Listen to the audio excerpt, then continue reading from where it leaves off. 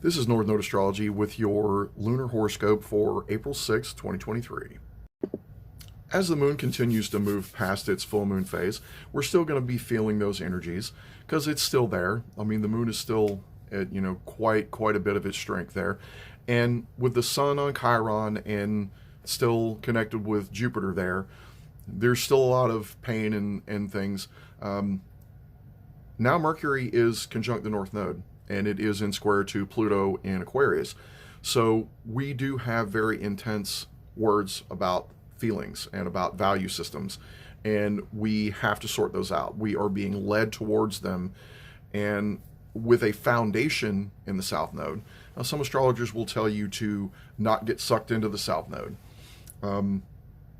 That is a thing, but there's always a duality, right? There's a duality of being sucked into something and in being drawn into something else that is bright and shiny, right? Because sometimes the light at the end of the tunnel is an oncoming train because you weren't paying attention. All right, it's not always the sunlight. You think you're going towards the light, and what you're really running from is your own shadows. That pause wasn't intentional. I was trying to pause the video there, so a little bit of intensity. So with the South Node in Scorpio, there is our want for instant gratification, and we want people to understand us and people to trust us, and we want things to break through. We want to rebirth ourselves, and the moon is headed towards that energy. And as it gets to the moon, as it gets to those final degrees at the end of the day, it is going to start coming into a square position with that Pluto, and although it is going to come into a trine with Saturn as well. And Saturn and the moon doesn't like Saturn, moon doesn't like Pluto, moon obviously doesn't like Chiron, and so there's a lot of tension here today. There's a lot of emotional tension, and Mars is still in Cancer and will be for some time.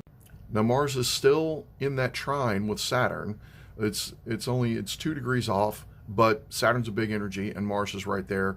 So about 5 or 6 degrees until several days from now, almost a week, when Mars gets to 8 or 9 degrees, he will finally be completely free and clear of that. But also be aware that Saturn is halfway through his shadow phase. When he hits about 6 or 7 degrees of Pisces, he's going to retrograde. He's going to go back to 0 degrees. So we're going to go back over all of these patterns before. So it's best that we learn them now, especially with the upcoming Aries new moon eclipse at 29 degrees on the 20th of April. Yeah, we got emotional work to do. So